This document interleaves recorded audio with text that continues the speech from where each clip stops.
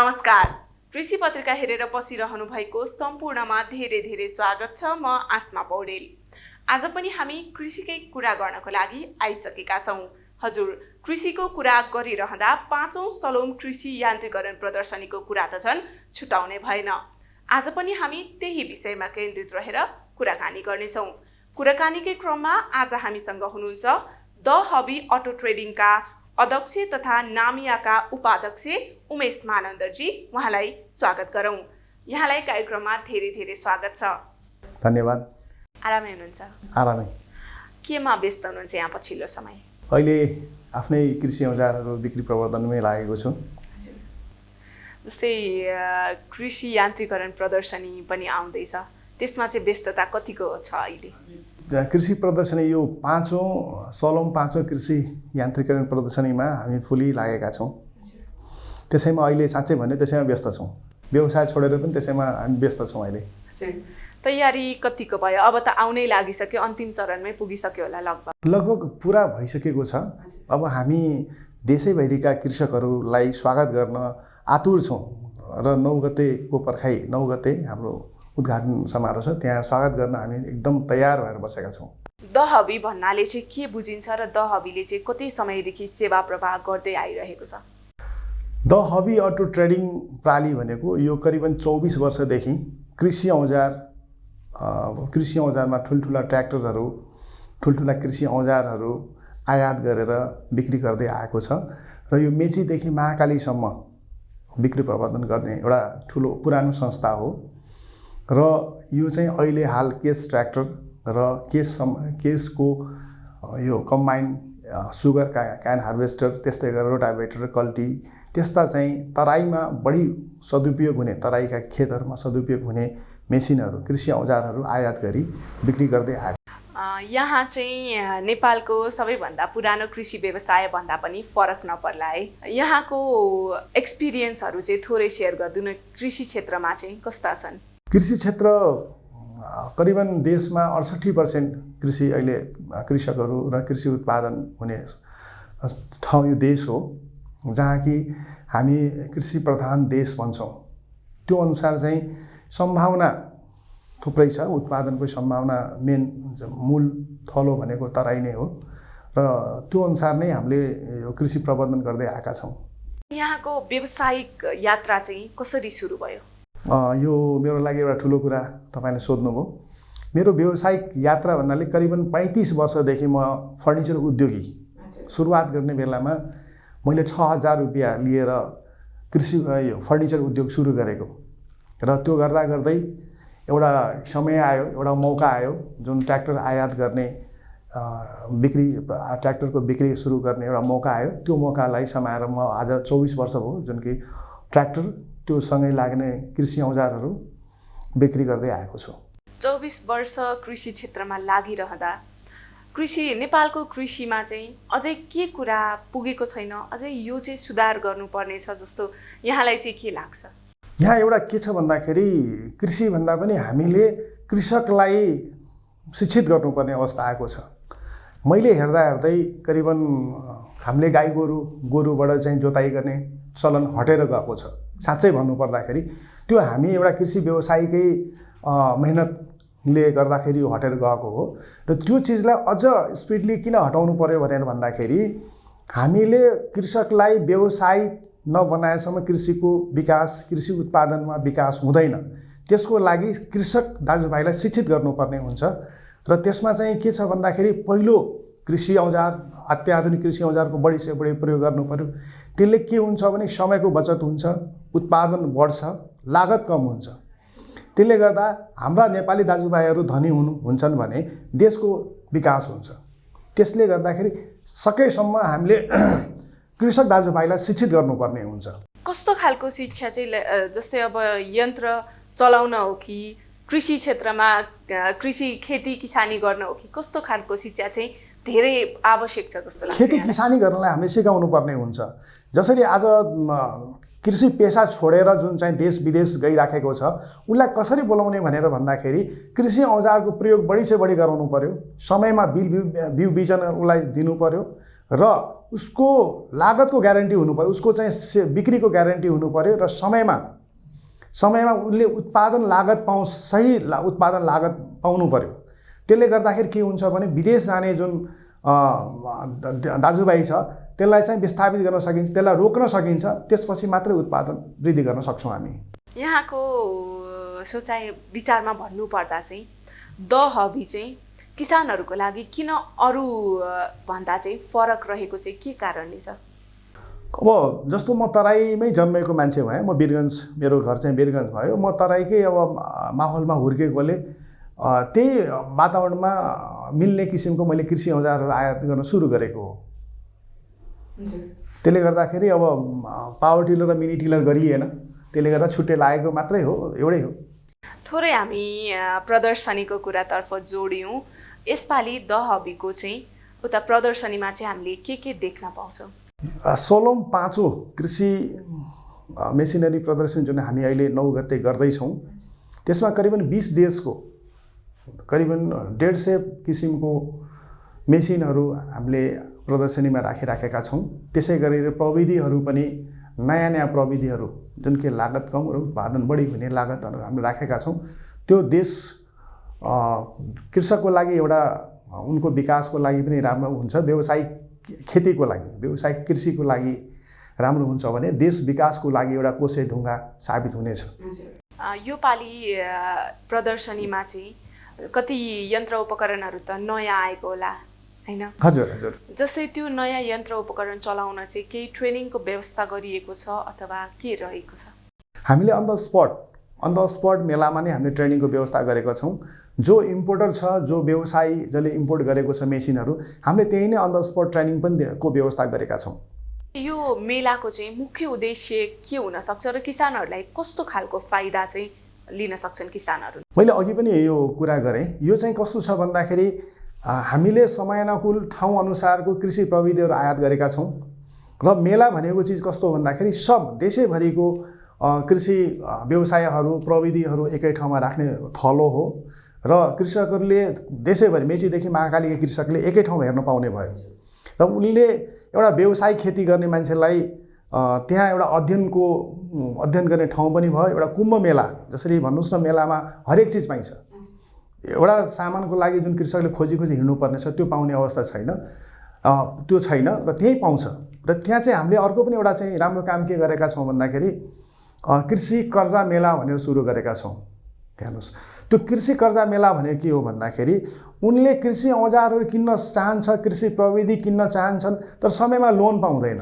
Loan लिने प्रक्रिया उनलाई थाहा छैन भन्दाखेरि त्यहाँ हामी त्यो पनि इन्टरेक्सन गर्छौँ, त्यो ट्रेनिङ पनि कसरी लोन लिने भन्ने पनि गर्छौँ। र करिबन मलाई लाग्छ 27वटा ब्याङ्कमध्ये, प्राइभेट 27वटा कमर्सियल ब्याङ्कमध्ये मलाई लाग्छ 20वटा ब्याङ्क त हामीले त्यहाँ बोलाएका छौँ। विकास ब्याङ्कलाई हामीले चाहिँ त्यहाँ आउँदैछन्, हाम्रो चाहिँ माइक्रो फाइनेन्स जुन लघु वित्तीयहरू त्यहाँ आउँदैछन्। त्यो के को लागि भन्दा कृषकको लागि। अब हेर्नुहोस्, कृषकले के पायो भन्दाखेरि एउटा चाहिँ कृषि औजार, नयाँ कृषि औजार प्रविधि पायो भन्दाखेरि, दोस्रो कुरा लोन। जसरी एउटा कृषकले रोपाइँको बेलामा, एउटा किसानले जोताइको बेलामा उनले चाहिँ कृषि औजार किन्न पाउँदैन, बिउ बिजन कम किन्न पाउँदैन, पैसा हुँदैन, मल खाद किन्न पाउँदैन भन्दाखेरि त्यो चिज पनि हामी त्यहाँ समाधान गर्ने कोसिस गरिरहेका छौँ। यो देशैभरिका कृषकलाई यो कस्तो हुन्छ भने हामी त्यहाँ मेलामा, त्यो मेलामा नआउने हो भने त ऊ हरेक ब्याङ्क घुमेर हिँड्नु पर्थ्यो। त्यसै गरेर हामीले एउटा के गर्यौँ भन्दाखेरि त्यहाँ चाहिँ एउटा मेड इन नेपाल पेभिलियन हामीले स्टार्ट गर्यौँ। यो पहिलोचोटि गर्दैछौँ। त्यो के को लागि भनेर गरिराखेका छौँ भने उद्योगलाई प्रोत्साहन, कृषि उद्योगलाई प्रोत्साहनको लागि गरिराखेका छौँ। र उद्योग, कुनै पनि देशमा उद्योगको कल्पना नगरेसम्म देश विकास हुँदैन। हाम्रो उद्देश्य हामी कृषि औजार व्यवसायी हौँ। हामीले कृषि औजारकै विकासको लागि, उद्योगको लागि, त्यो सम्बन्धी उद्योगको लागि, प्रोत्साहनको लागि हामीले मेड इन नेपाल भनेर पेभिलियन छुट्याएका छौँ। हल सीमा हामीले त्यो काम गरिराखेका छौँ। थोरै प्रदर्शनीको कुरा गर्नुपर्दा प्रदर्शनीको तयारी पनि अब अन्तिम चरणमा आइसक्यो। स्टलहरू कतिवटा रहेका छन्, कतिवटा देशको सहभागिता हुनेछ र कति अवलोकनकर्ता चाहिँ यहाँहरूले यो पालि अवलोकनकर्ता चाहिँ कति लक्ष्य राख्नु भएको छ? हाम्रो स्टल करिबन 150वटा हुन्छ र यसमा चाहिँ हाम्रो ABC भनेर 3टा हल छ र बाहिरको स्पेस पनि छ। होइन। त्यसमा चाहिँ करिबन 20वटा देशको उत्पादनहरू हामी राख्नेछौँ त्यहाँ र करिबन 2000 किसिमको औजारहरू 2000 किसिमको औजारहरू प्रविधिहरू हामी त्यहाँ प्रदर्शनीमा राख्छौँ र करिबन 1.5 लाख अवलोकनकर्ताको हामीले एउटा एस्टिमेट गरेका छौँ। त्यो 1.5 लाख तपाईँले सोध्नु होला कसरी भनेर भन्दाखेरि यो मेला नितान्त चाहिँ नामिया नेपाल सरकारको पूर्वाधार विकास प्रधानमन्त्री आधुनिकीकरण कृषि परियोजना र अन्य सब संस्था मिलेर गरेको यो नामिया भनेको गैर नाफामूलक संस्था हो। यो नेपाल सरकारकै अगुवाईमा भएकोले गर्दाखेरि देशैभरिका कृषकहरू नेपाल सरकारले आफ्नै ज्ञान केन्द्र विभिन्न जोन प्रधानमन्त्री जोन सुपर जोनबाट उहाँहरूले नै ल्याइरहनु भएको छ र हामी कहाँ आउने कृषक वास्तविक कृषक हुन्छ जो कृषिमा लागेका मेला घुम्नै होइन कृषि औजार अवलोकन गर्ने प्रविधि अवलोकन गर्ने वास्तविक कृषकहरू नै आउँछ। त्यो पनि कमसेकम 1.5 लाख हामीले एस्टिमेट गरेका छौँ। किसानहरूको चाहिँ सरकारले अनुदान त दियो तर अनुदान दिए पछाडि चलाउने व्यवस्था मिलाइदिएन, सिकाउने व्यवस्था मिलाइदिएन अनि बनाउने ठाउँको एकदमै धेरै अभाव रहिआएको छ भन्ने जस्तो गुनासोहरू सुनिराखिएको हुन्छ नि त। दहबीले चाहिँ त्यसको लागि केही व्यवस्थापन मिलाएको छ? दहबीले भन्दा पनि हामी व्यवसायीले यो अनुदान भनेको चिज हामीले जति व्यवस्थितको लागि सल्लाह सुझाव काम गर्छौँ त्यति नै पहिलो कुरा त हाम्रो व्यवसाय फस्टाउँछ। पहिलो कुरा यो त्यसपछि कृषकहरूको व्यवसाय फस्टाउँछ। त्यसले गर्दाखेरि हामीले अनुदानमा सकेसम्म व्यवस्थित गर्ने कोसिसमा लागेका छौँ। कृषकले एउटा व्यवस्थित तरिकाले पाओस् र उसले सही सदुपयोग गरोस् र तपाईँले एउटा मेसिन चलाउने ट्रेनिङको मर्मतको कुरा गर्नुभयो। हामीले के गरेका छौँ भन्दाखेरि ठाउँ ठाउँमा डिलर बनाइदिएका छौँ र जस्तो कि एकछिनलाई भनौँ धनगढीको मान्छे काठमाडौँ आएर पावर टिलर मेन्टेनेन्स त गर्दैन, मैले धनगढीमै ब्रान्च खोलिदिएको छु भन्दाखेरि धनगढीकै एरियामा त्यही मेकानिकले मेन्टेनेन्स गरिदिएको छ। त्यस्तै गरेर धनगढीकै छेउछाउमा जाने हो भने जसरी त्यहाँ ठाउँको नाम मैले भुलेँ, त्यो छेउछाउकै गाविस नगरपालिका कुरा गर्ने हो भने धनगढी आउँदैनन्। हामी त्यही ठाउँमा मेन्टेनेन्सको व्यवस्था गरिदिएका छौँ। यहाँ नामियाका उपाध्यक्ष पनि हुनुहुन्छ, त्यो हिसाबले चाहिँ यो पालि प्रदर्शनीमा आउने किसानहरू त आइ नै हाल्छन्, प्रदर्शनी हेरेर चाहिने यन्त्र उपकरणहरू लिएर जान्छन् होइन। तर यदि कोही आउन नसक्ने छन् भने चाहिँ नामियाले चाहिँ त्यस्ता किसानहरूको लागि कस्तो खालको व्यवस्था मिलाएको छ? अब त्यसको लागि चाहिँ जसरी के छ भन्दाखेरि हाम्रो हरेक एरियामा डिलर सब डिलरहरू छ, उनले प्रचार गरिराखेका छन्। जसरी मेला चिज त हामी त्यहाँ लान सकेनौँ, तर के छ भन्दाखेरि मिडियाहरू देशैभरिका जुन टिभी छ अनलाइन मिडिया तपाईँहरूको जस्तो मिडियाले चाहिँ त्यो प्रचार गरेर पनि त्यो पनि एउटा सहयोग हो। त्यो पनि एउटा चाहिँ कृषक दाजुभाइको लागि सुविधाको लागि हामीले प्रचार गरिराखेका छौँ। हामीले चाहिँ जसरी डाइरेक्ट लाइभ टेलिकास्ट पनि गरिराखेका छौँ। जो आउनै सक्दैन कृषकहरू उहाँहरूको लागि हो। यसपालिको मेलामा मेड इन नेपाल प्याभिलियन त नयाँ फरक कुरा भइ नै हाल्यो, त्यो बाहेक चाहिँ अन्य फरक कुरा केही छन् कि के छ? मेड इन नेपाल बाहेक त्यस्तो त हामीले छैन। जस्तो हामीले कृषि कर्जा मेला जुन गरेर त्यो बृहत हो, जसरी त्यहाँ चाहिँ ब्याङ्कका सकेसम्म हामीले सिओ नै लाने कोसिस गरिरहेका छौँ। त्यस्तै गरेर नेपाल राष्ट्र ब्याङ्कका गभर्नर नै लाने कोसिस गरिराखेका छौँ। किन भन्दाखेरि कुनै पनि काम गर्दाखेरि रिजल्ट सही आओस्, सही जाओस्, म्यासेज सही जाओस् र कुनै पनि चिज देशको लागि एउटा कोसै ढुङ्गा साबित होस्, त्यो रिजल्ट चाहिँ आउँदाखेरि देशको लागि राम्रो होस् भन्ने उद्देश्यले हामीले काम गर्नुपर्छ र त्यसरी नै हामीले काम गरिराखेका छौँ। जसरी कृषि कर्जा मेलाको कुरा गर्नु या मेड इन नेपालको कुरा गर्नु हो, कृषि कर्जामा त हामीले थुप्रै ब्याङ्कका सिओहरूलाई हामीले रिक्वेस्ट गरेका छौँ। उहाँहरू लाग्छ मलाई बढी से बढी सिओहरू पनि आउनुहुन्छ। त्यसपछि मलाई लाग्छ नेपाल राष्ट्र ब्याङ्कका गभर्नरज्यू पनि त्यहाँ आउनुहुन्छ। कृषि कर्जा मेला त नेपाल भनौँ एसियाकै पहिलो मेला हो, त्यो कतिको इफेक्टिभ रहला जस्तो लाग्छ यहाँलाई? हेर्नुहोस्, कुनै पनि चिज चाहिँ बिना जानकारी कुनै पनि काम गरिँदैन, हुँदैन होइन। जसरी अब कृषक दाजुभाइहरूले लोन त पाइराखेको छ, नेपाल राष्ट्र ब्याङ्कले 12% चाहिँ कृषिमा लगानी गर्नुपर्ने भनेको छ, तर गाउँमा कृषकहरूले अहिले पनि समयमा लोन पाएको छैन। त्यो उहाँहरूको लागि एउटा ठुलो उपलब्धि हुनेछ। उहाँहरूको उपलब्धि भन्नु नै देशको चाहिँ विकासको लागि हो। थोरै प्रदर्शनीकै कुरा गर्नुपर्दा चाहिँ यसपालि जति पनि द हबीको स्टलमा भिजिट गर्न अथवा यन्त्र उपकरण किन्नको लागि आउनुहुन्छ उहाँहरूको लागि छुटको व्यवस्थाहरू कसरी मिलाइएको छ? हामीले विशेष छुट, जसरी पहिला इन जेनरली ट्र्याक्टर बेच्दाखेरि हामीले 1 लाखदेखि 1.5 लाख रुपियाँ छुट गरेका छौँ भने मेलाको लागि भनेर हामीले 2 लाखदेखि 2.5 लाखसम्म विशेष छुटको व्यवस्था गरेका छौँ ट्र्याक्टरमा। त्यसै गरेर कृषि औजार अन्य रोटाभेटर कल्टीमा पनि हामीले विशेष छुटको व्यवस्था गरेका छौँ। मुख्य आकर्षण भन्ने केही राखिएको छ द हबीको यसपालि? अब आकर्षण भनेको चाहिँ त्यति साह्रो चाहिँ हुँदैन, हाम्रो चाहिँ ठुलो ट्र्याक्टर हो, सानो हुँदैन होइन। हामीले सर्भिसकै फेसिलिटीहरू बढी जानकारी दिने हो। जसरी अघि म्याडमले सोध्नुभयो जुन मेन्टेनेन्सको कुरा, ट्रेनिङको कुरा, त्यो सम्बन्धी बढी जानकारी दिने हामी कोसिस गर्छौँ। यस्ता एक्सपो चाहिँ अब वर्षेनी भइरहेको हुन्छ। नेपाल सरकार त यसपालि झन् यसमा पनि सहभागी हुँदैछ। यसले आम किसानको जीवन स्तरमा चाहिँ कस्तो खालको सुधार ल्याउला? यो कृषकहरूको लागि नै हो, कृषकहरूको विकासको लागि नै हो। यसमा के छ भन्दाखेरि फेरि पनि मैले यो कुरालाई रिपिट गरिरहेको छु, यो हामीले जुन मेला गरिराखेका छौँ या नेपाल सरकारले जुन चाहिँ मेला चाहिँ सञ्चालनको लागि हामीसँग हातेमालो गरेर हामी काम गरिराखेका छौँ, यो देश विकासको लागि। र देश विकास भनेको पहिला कृषकको विकास हुनु पर्यो, उत्पादन वृद्धि हुनु पर्यो र कृषकहरूले व्यावसायिक खेती गर्नु पर्यो, अनि मात्रै देशको विकास हुन्छ भन्नाले हामीले देश विकासको लागि काम गरिराखेको छौँ। यो एउटा संस्था नामिया भनेको संस्था के छ भन्दाखेरि गैर नाफामूलक संस्था हो। यसमा चाहिँ एउटा कुरा अब तपाईँले यो जुन कुरा एउटा अझ क्लियर गर्न खोजेको अनुदानको कुरा अघि ल्याउनु भयो। अनुदान भनेको कस्तो छ भन्दाखेरि एउटा चाहिँ कृषकलाई प्रमोट गर्ने यो अनुदान रकम हो। कृषि औजारमा दिँदाखेरि पनि मेरो हिसाबले के छ भन्दाखेरि अन द स्पट मेलामा उसले अनुदान चाहिँ छान्न पाउनुपर्छ। जसरी कुनै एउटा चाहिँ रोटाभेटरमा 50,000 अनुदान छ भने कुनै मेसिन 1.25 लाखको हुन्छ, कुनै 1.5 लाखको हुन्छ। यदि कृषकले म 1.5 लाखको मेसिन लिन्छु भने 50,000 सरकारले दिनुपर्ने भयो अनुदान, बाँकी बढी रकम उसले तिर्नुपर्ने हुन्छ।